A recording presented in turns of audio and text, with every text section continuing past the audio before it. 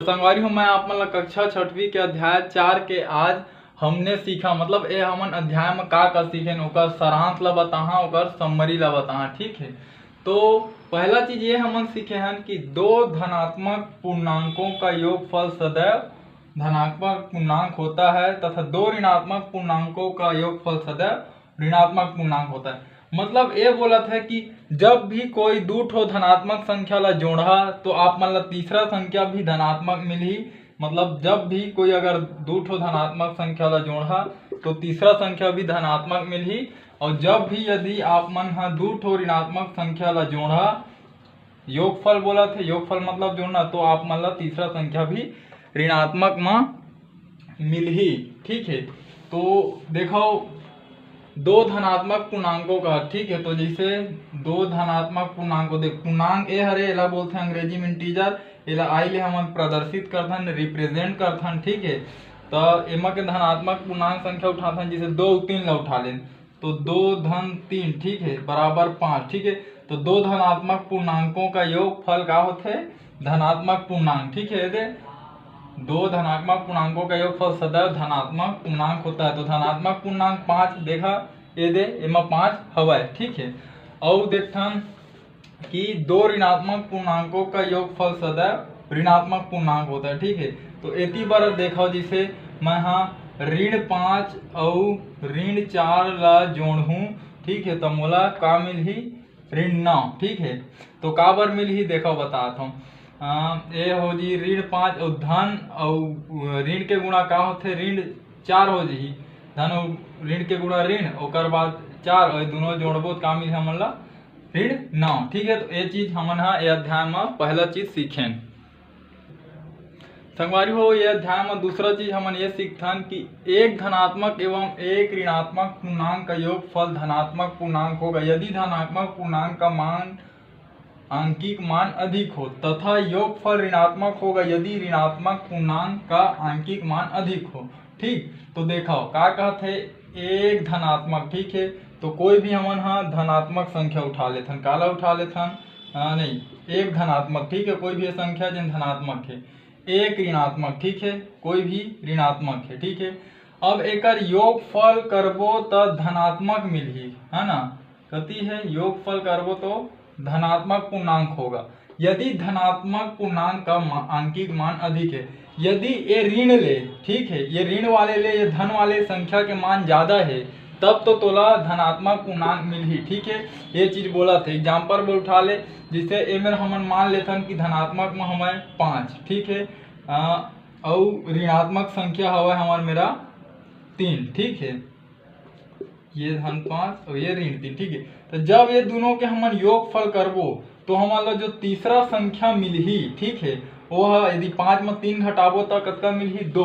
ठीक है, तो ये 2 धनात्मक रही का बर धनात्मक संख्या के आंकिक मान ज्यादा है। ठीक है, यदि धनात्मक पूर्णांक का आंकिक मान अधिक हो, ठीक है, आंकिक मान एक ज्यादा है एक सेती हमन ला ये चीज धनात्मक में मिला थे। ठीक है, अब तथा योगफल ऋणात्मक होगा। अब योगफल कब ऋणात्मक होगी, ठीक है, यदि ये ऋण वाला के देखो योगफल ऋणात्मक हो गया यदि ऋणात्मक पूर्णांक का आंकिक मान अधिक हो। ठीक है, अब मान लेथन कि 5 ए में रहे ऋणात्मक में, ठीक है, और 3 ए में हवा धनात्मक में। ठीक है, तो अब जो आप मन ला मिलही एक योगफल वो मिलही ऋण 2। का बर ऋण वाले संख्या के आंकिक मान ज्यादा है, ऋण वाला संख्या बड़े है, तो ये चीज ला बतावत है। ठीक है,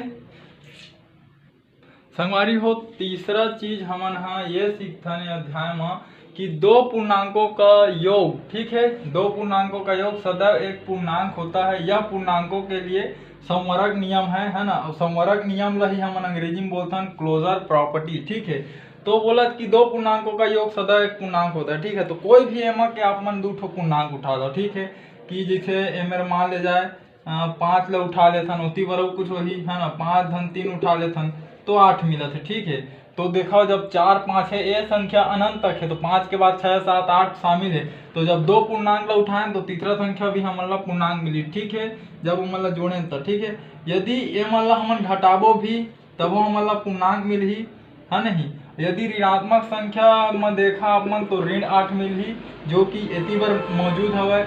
ठीक है, यदि एक में जीरो भी जोड़हूँ मैं, हाँ ये मेरे के एक, ये मेरे के जीरो उठा तो मोला 1 मिली, ये भी एक पूर्णांक हवय। ठीक है, यदि ऋण 1 में भी जीरो जोड़बो तो मोला ऋण 1 मिली। मतलब पूर्णांक मन ला आपस में जोड़ो चाहे घटाओ, ठीक है, आप मन ला तीसरा संख्या ही पूर्णांक मिली, और यही ला बोलते संवरक नियम, क्लोजर प्रॉपर्टी। ठीक है संगवारी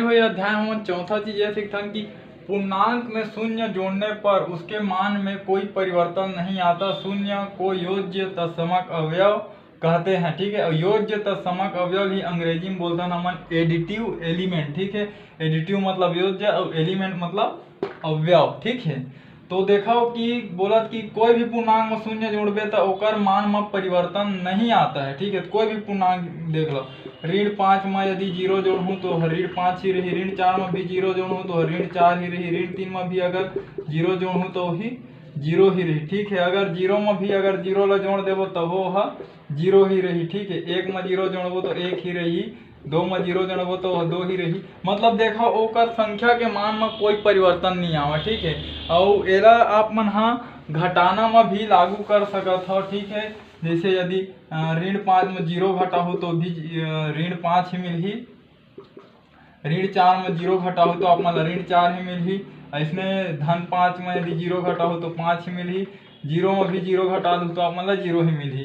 ठीक है, तो बोलत है कि जीरो ला कोई भी पूर्णांक में जोड़ या घटा हन ओकर मान में परिवर्तन नहीं आवा। ठीक है संगवारी हो यह अध्याय में पांचवा चीज हम ये सीखते कि पूर्णांक में एक का गुणा करने पर उसके मान में कोई परिवर्तन नहीं आता। एक को गुणन तत्समक अवयव कहते हैं। गुणन तत्समक अवयव ला अंग्रेजी में बोलते हैं आइडेंटिकल मल्टीप्लिकेशन एलिमेंट। ठीक है, तो बोलत कि यदि कोई भी पूर्णांक में 1 के गुणा करबे तो ओकर मान में परिवर्तन नहीं आए। ठीक है, तो देख ये ऋण 5 में यदि गुणा 1 करहूँ तो ऋण 5 ही रही।